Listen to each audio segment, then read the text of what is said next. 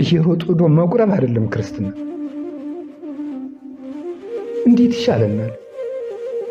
ምን ብንደረግ ነው የሚሻለው? በጦር እየተወጋ የሰበከው ወንጌል እኮ ነው፣ መቀለጃ አይደለም፣ ነጠላ አይደለም ክርስትና።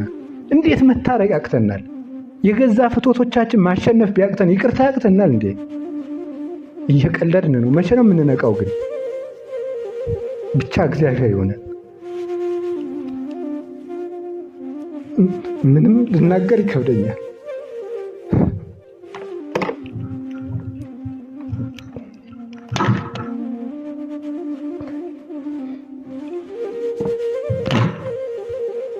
ከዚህ ስንፍናችን መንቃት አለብን።